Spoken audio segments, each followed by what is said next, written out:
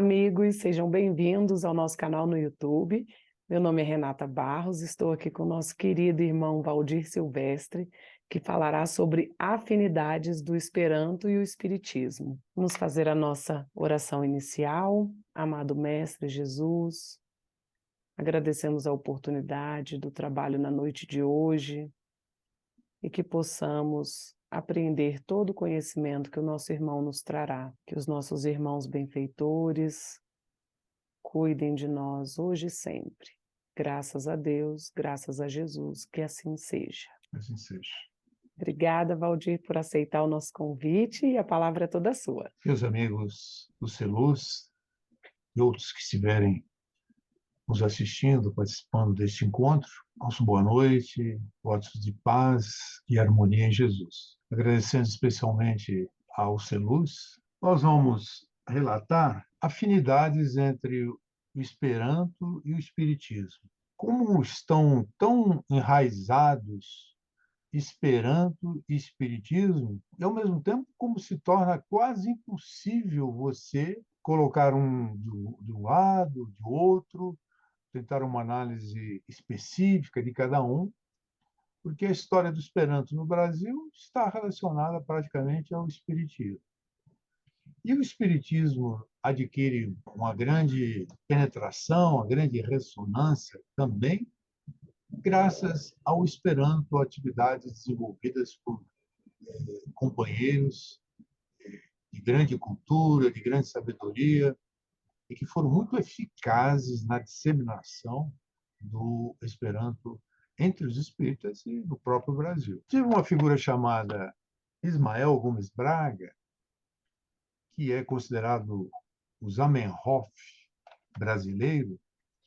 Luiz Lázaro Zamenhof, tem até aqui o retrato dele, está aqui na minha estante, e que foi um missionário na humanidade, porque foi ele que criou o Esperanto, que deu essa dimensão universal a essa língua, né? E que não seria um bom termo, pelo menos para mim, dizê-la artificial, embora se enquadre dentro dos entendidos, dos linguistas. E esse Esperanto nasceu de um sonho quando ele era adolescente e que nasceu inspirado ou motivado pela diferença que ele observava na sua cidade Białystok, hoje Polônia, em que ele observava judeus, russos, eslovacos, né? Então uma variedade de criaturas de diferentes nações,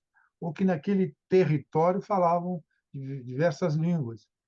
E ele despertou, diante daquela segregação, daquela separação que existiam entre essas criaturas, ele imaginou que uma língua única resolveria esse problema. E, aliás, com muita propriedade, porque nós sabemos, pelo menos se entendia naquela época, que os elementos para separar as criaturas se constituíam da religião, da língua e da raça. Hoje em dia, nós aumentamos esse elenco, né? Tem as razões econômicas e outros elementos. Mas ele, com esse fito, e ele fez um projeto de língua que seu pai rasgou numa certa época, por entender que ele deveria se preocupar com coisas mais sérias.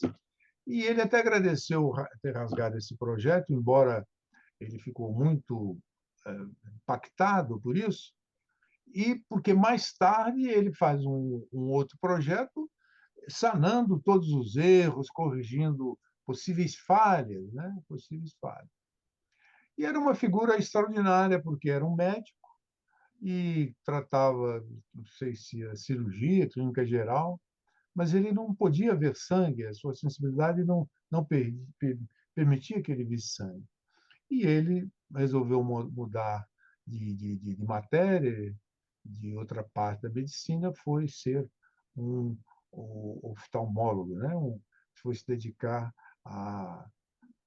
aos olhos, né? Esses, esses problemas que envolvem todos os nossos olhos. E ele, com todos esses problemas, né, ajudado pelo pai da sua esposa, ele veio dar à luz o primeiro livro, e que realmente foi aceito por todas as pessoas que ele mandou. Evidentemente que conversar sobre Razamenhof esse espaço aqui, mais diante de tantos livros, tantas obras que se tem a respeito dele, mas ele foi uma criatura humanista antes de tudo, porque ele escreveu um livro chamado Romarismo, que é a humanidade, né? A humanidade. E um pormenor que ele, sabendo, ou tendo a intuição que para uma língua, essa que foi criada, para que ela se mantivesse, seguisse avante, tivesse futuro, havia necessidade de uma literatura. E ele, desde cedo, muitos anos, trabalhando nas traduções dos livros próprios do Esperanto, e que, quando os indivíduos estudavam e mergulhavam no Esperanto, encontravam uma literatura farta e que eles poderiam dar continuidade àquilo que eles iniciaram. Muito bem. Então, o Zamenhof nasce lá mais ou menos em 1810, né?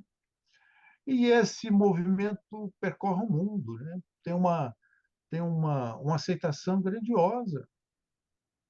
Não, sendo uma pessoa pobre, uma pessoa modesta, talvez por essa própria personalidade dele, o Esperanto vai se disseminando, além da própria estrutura do Esperanto, constituída de poucas regras, e que tem a sua origem latina e grega, e que tem também, interessante salientar, muitas expressões, muito material tirado dos países orientais também. Por isso que houve tanta simpatia, tanta adesão ao Esperanto no país orientais, Japão, China, principalmente a China atual, né? Mas muito bem, se espalhou, e também as notícias do Esperanto chegaram no Brasil. Nós tínhamos muito contato com a literatura francesa, e livros oriundos de Paris chegaram dando notícia do Esperanto, né? Ora, em 1912, esse indivíduo chamado Ismael Gomes Braga, ele se interessou pelo Esperanto, mas precedido de um episódio. Nesse 1912, dá-se a conversão do Ismael Gomes Braga ao espiritismo, e ele começa um episódio assim até muito pitoresco. Ele era um livre pensador, não tinha contato com religião, com Deus, esses assuntos inerentes à religião. E ele ouviu uma vez que ia ser oferecido um espetáculo das mesas falantes, né? As mesas falantes, os companheiros sabem, estamos falando no meio espírita, e aquelas mesas que levantavam-se e batiam o pé da mesa, que era fazia um código conforme as batidas, duas batidas eram A, um B, ou outras formas, né, de se comunicar através das mesas.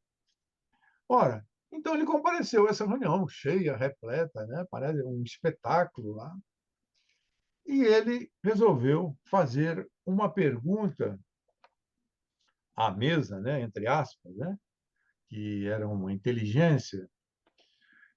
Então, buscando pôr à prova a integridade, a lisura do que havia, do que se tratava através da mesa que falava, Ismael já tinha um início de Esperanto, né? Ele já comprara livros da biblioteca lá de Paris, quando ele se relacionava lá, uma livraria. Então, ele faz uma pergunta em Esperanto para a mesa, né, entre aspas. Kion da fratoj mi havas? Kion da fratoj mi havas? Ou seja, quantos irmãos eu tenho? A resposta, segundo ele, foi imediata: 5. evidenciando, ao mesmo tempo, que a inteligência conhecia o estranho idioma, né? Mas Ismael pensava no número 8, pois tinha 5 irmãos e 3 irmãs. Ele refaz a pergunta novamente: que ondá, frato mirravas? E a mesa bate os pés lá 5 vezes. E ele, diante disso, falou: bom, isso deve ser uma brincadeira, né? Eu vou embora, porque eu tenho 8, a mesa está me respondendo que eu tenho 5. Mas ele se lembra que, em Esperanto, tem um prefixo que soa ge, né? Ge. E esse prefixo exprime a união de 2 sexos, né? Portanto, ele tem que refazer a pergunta, porque ele está perguntando que onda frato me rava? Quantos irmãos eu tenho? Mas quando ele acrescenta que onda frata, que onda gefrato e mirravas, ele está colocando ali o sexo masculino e feminino. E ele refaz a pergunta: que onda, que onda gefrato e mirravas? Quantos irmãos e irmãs eu tenho? E a mesa responde com 8 pancadas. Assim sendo, Ismael se rende à evidência e inicia o estudo do tema que lhe abria vasto e fecundo campo de trabalho, além do proposto pela causa da língua internacional. Diante dessa resposta, ele vê que o fenômeno das mesas falantes era se escondia algo mais ali, que o espiritismo ou que os espíritos, que uma inteligência estava além do fenômeno que ele presenciava. E ele se lança nesses 2 grandes ideais da sua vida, que vão ser o Esperanto e o Espiritismo, e que ele vai acrescentar mais um que a Terra já tinha conhecido, o Evangelho de Jesus Cristo. Evangelho, Esperanto e Espiritismo, que durante muito tempo foi lema dos trabalhos dos espiritistas. Muito bem. Então, dando essas afinidades ou essas ligações umbilicais do espiritismo com o Esperanto, em 1937, sustentado pelo entusiasmo descortino do então presidente da Federação Espírita Brasileira, Luiz Olímpio Guilhom Ribeiro, ele dá corpo a um grandioso projeto de conscientizar os espíritas sobre o valor do Esperanto, movimentando os recursos que a Casa de Ismael, Federação Espírita Brasileira, colocava à sua disposição. Então, ele edita livros, intensifica a propaganda no Reformador, dirige curso, profere palestras, né? Então, essa atividade insana dele, porque ele importava livros lá de Paris, da França, em Esperanto, ele escrevia livros sobre Esperanto, né? Traduziu os livros do Pentateuco Espírita para o Esperanto, e tudo isso graciosamente. Ele com o próprio dinheiro, ele financiava essas atividades com o seu próprio dinheiro. E se constitui num emérito esperantista, tanto é que é considerado o Zamenhof brasileiro. Mas, nesse caminho, nesse contexto, surge um fenômeno que marca profundamente o movimento espírita e o próprio espiritismo. Aquela época, quando ocorre esse fato, em 1940, ele tinha amizade com Chico Xavier. Ele nasceu em Ubá, Minas Gerais. E ele era um homem que falava diversas línguas, estudioso das línguas, da gramática brasileira, profundamente, né? E tinha um contato com Chico Xavier. Volta e meia, ele ia lá, passava um tempo com Chico Xavier, que em 1940 é diferente da dimensão, da fama que Chico adquiriu posteriormente, que impediria que ele até chegasse perto do Chico, como ele se chegava íntimo, conhecia intimamente o Chico Xavier e o Chico a ele. Então, dessa forma, ele traça aqui, ó, traz assim, em recente discussão que fez pelo Estado de Minas Gerais, onde foi visitar pessoas de sua família, teve ensejo o nosso companheiro Ismael Gomes Bragas de chegar até Pedro Leopoldo para uma visita rápida ao prezado irmão Francisco Cândido Xavier.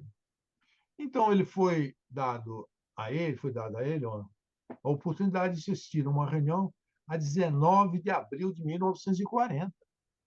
E nessa reunião, o luminoso espírito de Emmanuel, conhecendo o seu trabalho nas hostes perantistas, transmite a ele uma bela mensagem que eu vou mencionar aqui. Repleta de conceitos básicos, ensinamentos profundos, que o mesmo Ismael posteriormente fará ressaltar em sucessivos artigos, analisando ponto por ponto a referida mensagem, que é a seguinte. Então, essa mensagem tem o título A Missão do Esperanto. Vejam bem, quem vai dar essa mensagem psicografada pela abençoada mediunidade de Francisco Cândido Xavier é o grande mentor seu espiritual e que vai se constituir também no grande mentor do espiritismo de muitas instituições, de muitas criaturas, que é chamada o Emmanuel, né? Que nós conhecemos suficientemente pelas suas obras, pelas personalidades que ele foi, inclusive a de Manuel da Nóbrega, que foi o fundador da cidade de São Paulo e que desempenhou um papel extraordinário na disseminação do cristianismo nas terras brasileiras. É uma figura de grande peso, portanto. Não é Valdir Antônio Silvestre falando, é espírito de Emmanuel. Já temos quantos minutos, querida? Aqui eu não estou conseguindo ver, mas eu acho que a gente começou, era 10 para as 7. 10 para 10 7? para 10 para as 10, e agora são 10 e 7. 10 para Ainda as não 10. tá, ainda está faltando. Pode, Uns 15 quando faltar minutos 10, ainda, né? Então, quando falta, me avise. quando der 10 Desculpe minutos eu aviso. interromper, mas aqui nós somos premidos pelo tempo, a técnica e a disponibilidade. Ora, nessa mensagem, ela tem uma repercussão tremenda nas casas espíritas. Talvez muitas criaturas tenham, né, se negado a introduzir o Esperanto nas suas casas espíritas, pois não, Esperanto no Espiritismo. Né? Esperanto no Espiritismo. Mas, com a mensagem de Emmanuel, não é espiritismo no sentido de ocupar as páginas de Kardec, né? Embora possamos tecer algumas considerações numa outra oportunidade sobre a necessidade de uma língua que, en passant, Kardec aborda lá, é, a ideia de fraternidade, solidariedade, da união entre os homens,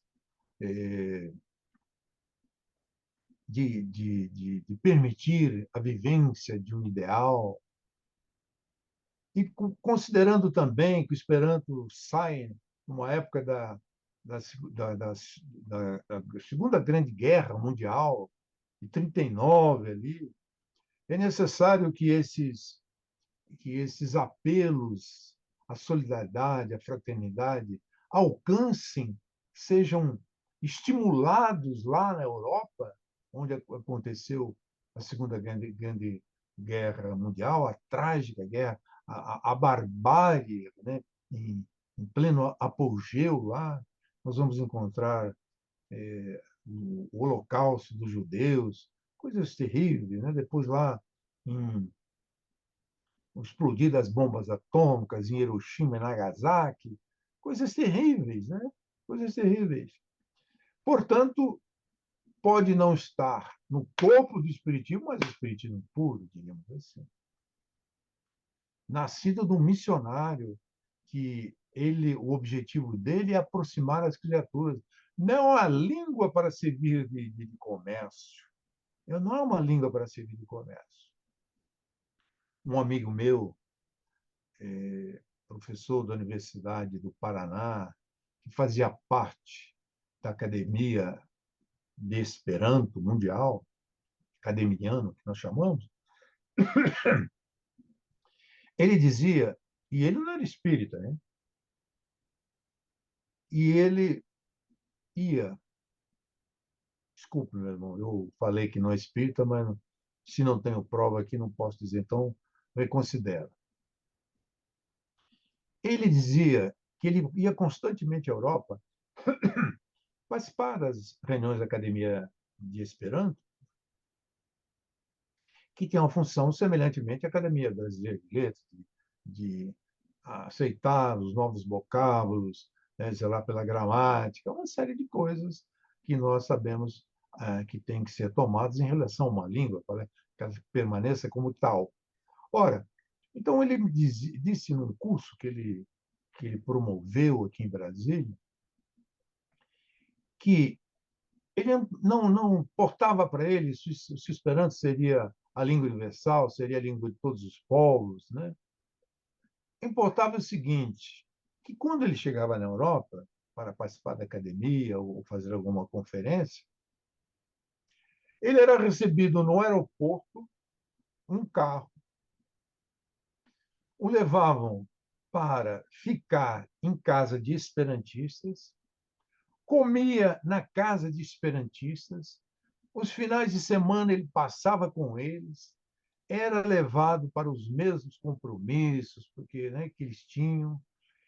Ele se resumia que ele era tratado como um rei quando ia, principalmente, à Holanda, né, onde ficava a sede da Associação Brasileira, Associação Internacional Universal, é, Universal Internacio, né, Esperanto.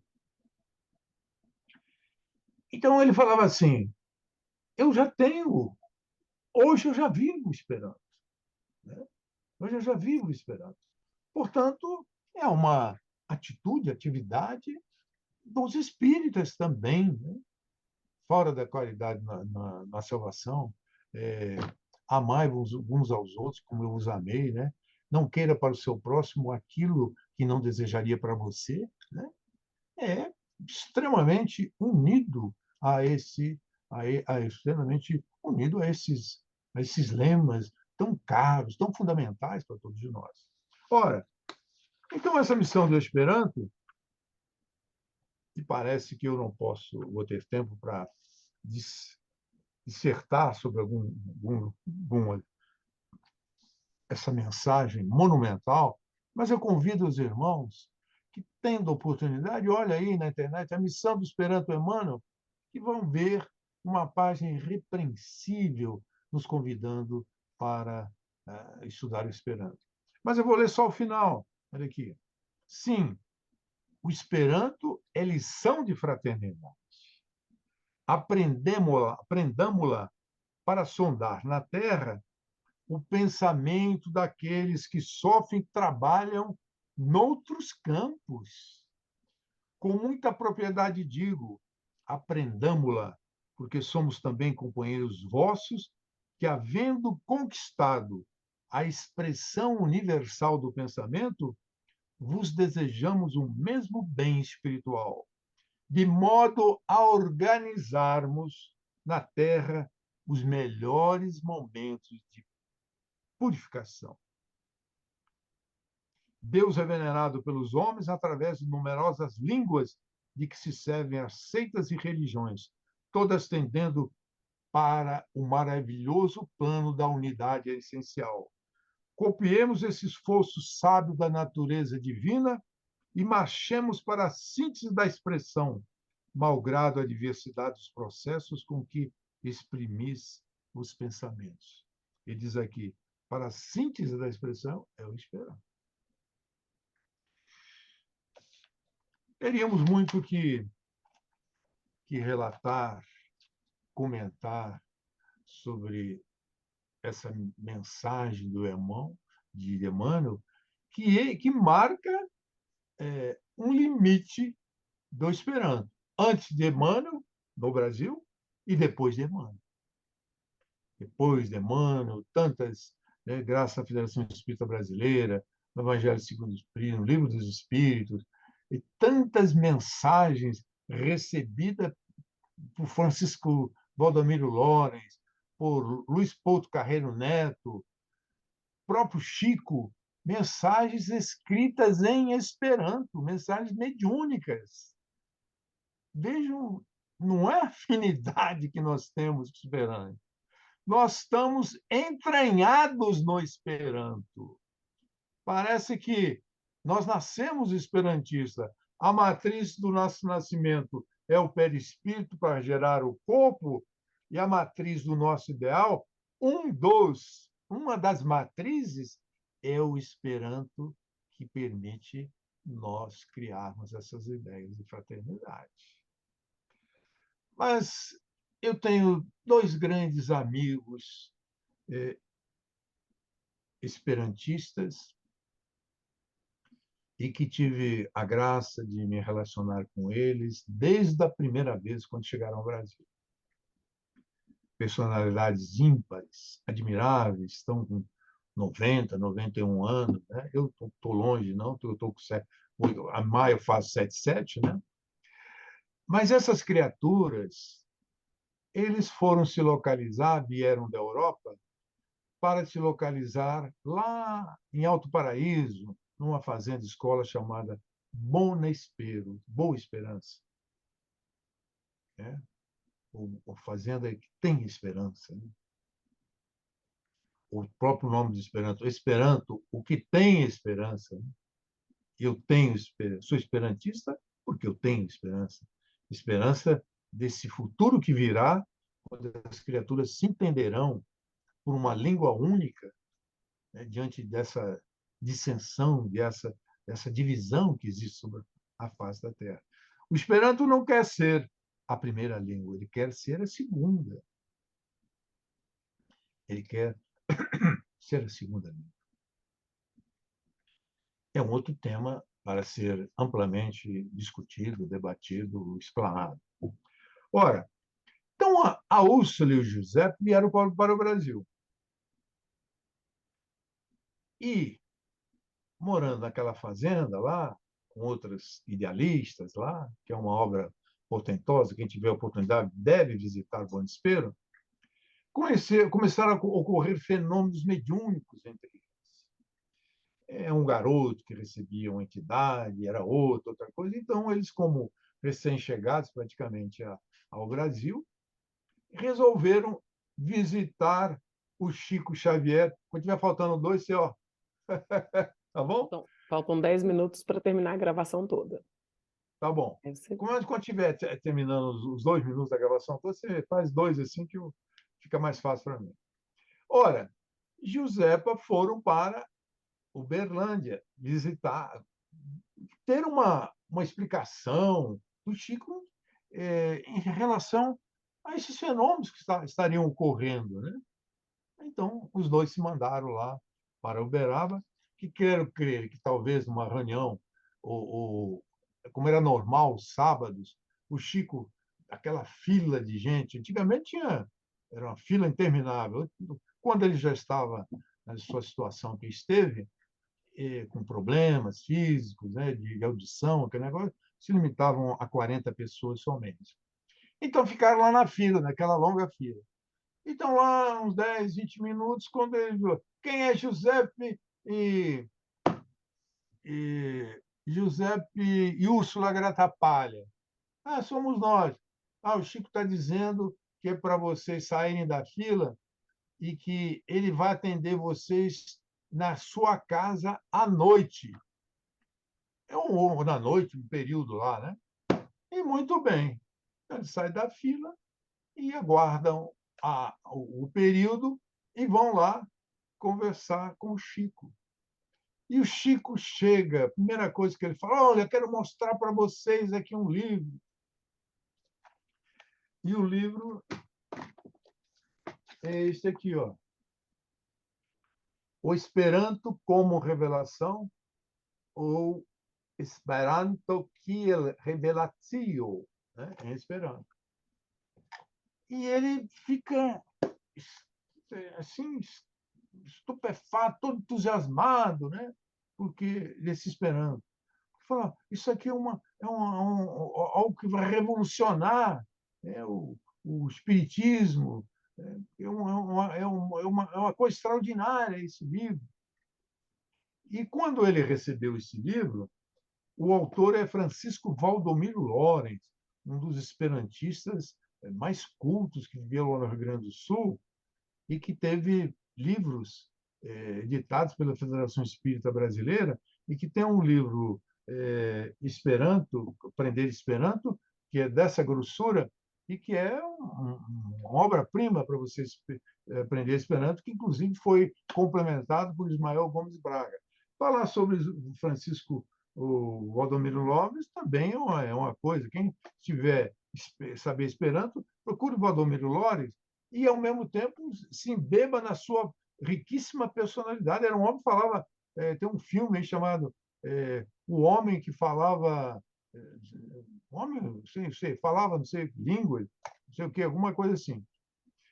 Bom, portanto, o Chico convida o nome vou ver aqui o nome do Benedito Silva, um dos mais cultos, né, entendidos de Esperanto, e principalmente na gramática, que hoje está com 91 anos, para traduzir esse livro para o Esperanto, porque ele recebeu em português. E o, o, o Benedito Silva traduziu para o Esperanto, né, deu a sua versão para o Esperanto. Ou será que foi vice-versa, hein?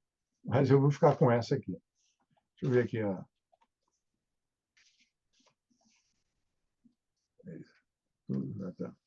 Avertido para o Esperanto por Benedito Silva, exatamente, foi em português. Bom, esse livro aqui, veja bem, o Esperanto como revelação. A primeira revelação é Moisés. A segunda é Jesus. A terceira é o próprio Espiritismo. O Esperanto como revelação, né?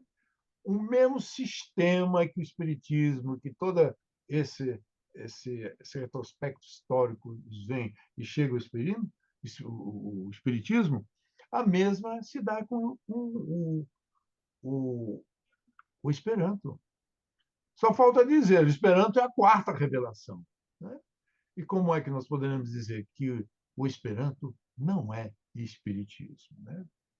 Mas queremos dizer que o Esperanto, esse Esperanto como revelação, é um livro extremamente interessante, né? Porque, deixa eu pegar aqui a página, porque não vou me alongar muito, né, premido pelo tempo, porque Valdomiro Lorenz vem nos dizer que é um problema da linguagem na espiritualidade, que o espírito, quando desencarna, ele tem ânsias de visitar outros países, sua cultura, né? Ele diz aqui, escutar as palavras que se pronunciam agora nas ruínas de Tebas ou nos templos de Benares, nas ruas de Atenas ou nos santos lugares de Jerusalém, nas relíquias de Roma ou nos campos da França, mas é também assinalar de viva voz os apontamentos dos arquivistas do espírito que velam pela sabedoria do Egito e protegem Manavadharma, Sartre, as leis de Manu da Índia brahmânica, né? Então, o indivíduo, quando desencarna, tem essas ânsias de conhecer isso. Mas acontece assim, que ele vai se deparar com um problema. Porque lá, quando o indivíduo desencarna, ele não assume de imediato o domínio ou a qualidade da linguagem universal que, de nós nos entendermos, né? Independente da expressão verbal. É só para outros espíritos, espíritos mais evoluídos, talvez existam na Terra, né? Pela telepatia, o indivíduo nem falou algo, mas você já entendeu, né? E ele diz que lá, nesses espíritos, nesses níveis, que é a grande maioria da Terra, eles têm a barreira da linguagem. Desta forma, eles não podem conhecer essas grandiosidades disponíveis no plano espiritual. Ainda que aos milhões, não obstante se nos descerrem horizontes renovadores, achamos-nos separados pela barreira linguística. Né? Olha, olha que surpresa que nós vamos encontrar. Nós estaremos cingidos ao português, adstritos ao português. Nós não conhecemos fluentemente outra língua, vai ser difícil para nós. Né? E diz um outro problema dos instrutores, né, que, deparando com esse problema da barreira linguística, eles têm que se encarnar, se assenhorar da sua língua para transmitir esses conhecimentos, tanto quanto tem essas dificuldades lá. Portanto, Francisco Valdomiro Lodi, no Esperanto como Revelação, ele vai discorrer sobre a disparidade de linguagem e separação dos espíritos, vai que necessidade de uma língua internacional, como ele ouviu lá, né? E aí vai passar uma espécie de retrospecto a criação do Esperanto entre os espíritos. Olha só. A criação do Esperanto entre os homens. Ele vai narrar os bastidores do Esperanto para surgir na Terra Zamenhof. A contribuição mediúnica na difusão do Esperanto, né? Que nós sabemos tem livros e livros recebidos mediunicamente e com figuras extremamente que você pode crer, como Chico Xavier, Luiz Pouto Carreira Neto. Nós vamos ter a figura grandiosa de Ivone Amaral Pereira, né? Que era esperantista também.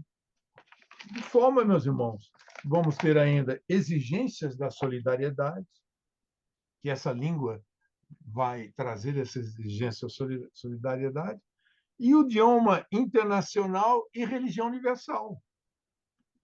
É por isso que ele, Francisco Lorenz, diz assim: atendamos desse modo nós outros espiritualistas e espíritas encarnados e desencarnados ao incremento do Esperanto em simultaneidade com o esforço de restaurar as colunas do cristianismo por santuário vivo da religião universal em bases de amor e sabedoria, no terreno da bondade imensurável de Deus e sua justiça indefectível.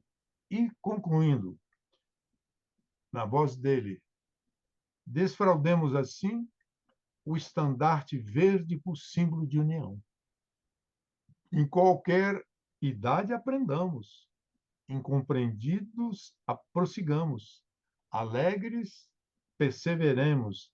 Esperanto quer dizer o que espera, marchando e servindo, crendo e amando, imperturbáveis esperaremos. Meus irmãos, que a paz de Jesus, que nos abençoa com o Espiritismo e o Esperanto e o Evangelho, estejam sempre conosco, sedimentando os nossos passos em direção à perfeição. Assim seja. Que assim seja. Muito obrigada, Valdir, mais uma vez, né, que possamos caminhar cada vez mais juntos, né, nessa linguagem universal, que é o Esperanto. Você poderia fazer a nossa oração final? Vai. Dio de amo, Deus de amor, que a tua luz se espalhe e atinja a nós e todas as criaturas que estiveram conosco nesta noite, atingindo o Brasil todo, a humanidade inteira e especialmente ali perto da pátria de Zamenhof, a Polônia, a Ucrânia, onde se instala o palco da guerra, onde os irmãos novamente, Senhor, se digladiam e se matam mútua e reciprocamente. Que a tua mensagem inesquecível, Senhor, do amor, possa cobrir toda a humanidade. E o Esperanto, igualmente, consiga atingir os corações das criaturas para mostrar-lhes que são irmãos e que a linguagem é feita para se comunicar e compreender, esgotando todas as possibilidades antes que a guerra, antes que o desamor nos vença, Senhor. Neste momento, Senhor, rogamos que a tua bondade nos ajude a todos nós, no nosso país e na nossa humanidade, para que não sejamos tentados a erguer a voz, a mão, a arma, o pensamento contra o nosso irmão de caminho, porque em verdade nós todos somos irmãos. Assim seja. Mais uma vez, muito obrigada, Valdir, e até a próxima, meus irmãos, até a próxima oportunidade.